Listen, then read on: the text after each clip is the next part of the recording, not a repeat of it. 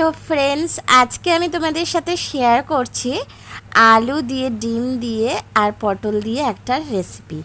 ডিম পটল বলতে পারো বা পটল ডিম বলতে পারো, যে যেরকম নামই দিক না কেন, এটা তো আমি নিজে মন থেকে করছি, তো এটা আমি ডিম পটলই নাম দিলাম। তো প্রথমে ডিমগুলোকে, সেদ্ধ ডিম আমি এখানে 5টা ডিম নিয়েছি। তো ডিমগুলোকে তোমরা একটুখানি সেদ্ধ করে নিয়ে তারপর নুন হলুদ দিয়ে সেই ডিমগুলোকে একটু ভেজে নেবে।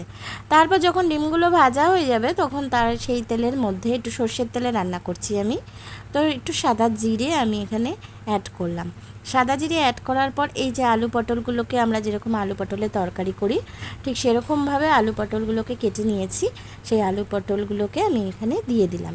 দিয়ে এবারে ভালো করে একটুখানি আমাদেরকে আলু পটলগুলোকে ভালো করে ভেজে নিতে হবে।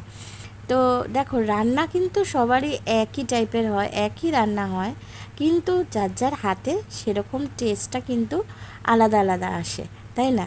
যে একই রান্না, ধরো তুমিও করছো একই রান্না, আমিও করছি, কিন্তু টেস্ট কিন্তু আলাদা আসে। এটা যার যার হাতের বলতে পারো একটা গুণ থাকে, যে যার যেরকমভাবে টেস্ট আসে। তো নুন হলুদ দিয়ে আমি কিন্তু আলু পটলগুলোকে ভেজে নিচ্ছি। এটা তোমরা সবাই করতে পারো। এটা একটা ব্যাচেলার ছেলেও এই রান্নাটা করতে পারবে, যখন তারা অনেকে আছে না যে একা তাদের থাকতে হয়, তখন তারা এরকম রান্না করতে পারো, ঠিক আছে? তো দেখো, এখানে আদা রসুন আর কাঁচা লঙ্কা বাটা দিলাম। আর যারা আদা রসুন বাটতে পারবে না, আদা রসুনের একটা প্যাকেট পাওয়া যায় বাজারে কিনতে, আদা রসুন বাটার, সেটা নিয়ে এসেও কিন্তু দিতে পারো, বা আদা রসুন স্ক্যাপারে একটু ঘষেও দিতে পারো। আর এখানে আমি কাঁচা লঙ্কা, আদা রসুন বাটা দিয়েছি পরিমাণ মতন। তারপর সামান্য একটু জিরের গুঁড়ো দিয়েছি, এটা তোমরা স্কিপও করতে পারো যদি তোমাদের ইচ্ছা হয় দিলে। আর সামান্য একটু লঙ্কার গুঁড়ো দিয়েছি।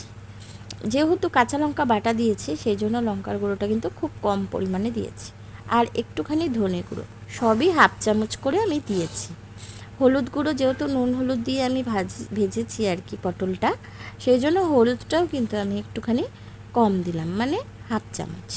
তো এইভাবে সমস্ত মশলা দিয়ে একটু জল দিয়ে ভালো করে নাড়িয়ে চাড়িয়ে আমাদের এর মধ্যে একটুখানি টমেটো দিয়ে দিতে হবে। এখানে আমি একটা গোটা টমেটো দিয়েছি, মাঝারি সাইজের। তো তোমরা টমেটো দিলে খুব টেস্ট হয়, বা যদি টমেটো না থাকে একটু ফ্যাটানো টক দইও দিতে পারো। এবার এখানে আমি একটুখানি চিনি অ্যাড করলাম। নুন মিষ্টিটা তো যে কোনো রান্নার ব্যালেন্সটা ঠিক রাখে, তোমরা জানোই। তো সেই জন্য নুন মিষ্টিটা একটুখানি ঠিক পরিমাণ মতন দিতে হয়। অল্প একটু চিনি সব রান্নাতে দিলে কিন্তু রান্নাটার টেস্টটা দ্বিগুণ বেড়ে যায়। এই যে দেখছো, এটা একটা গোবিন্দভোগ চাল, প্রায় 1 চামচের মতন, আর সাথে 2টো কাঁচা লঙ্কা গোটা আমি এটাও দিয়ে দিলাম। দিয়ে একটু ভালো করে নাড়িয়ে চাড়িয়ে ভেজে মশলার সাথে ডিমটাও দিয়ে দিলাম।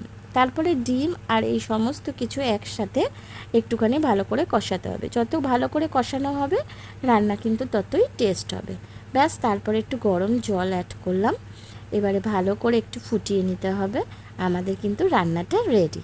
তো প্লিজ বন্ধুরা, আমার রান্নাগুলো যদি তোমাদের ভালো লাগে তাহলে প্লিজ আমাকে লাইক করো, আর আমার রান্নাগুলো শেয়ারও করো, আর আমার চ্যানেলটাকে সাবস্ক্রাইব করো। তোমাদের ভালোবাসা নিয়ে কিন্তু এগিয়ে যেতে চাই। আর আমি যেভাবেই রান্না করি না কেন সেগুলোই তোমাদের সাথে প্রেজেন্ট করার চেষ্টা করি। তো দেখো, আমার আলু পটল বা ডিম পটল দারুণ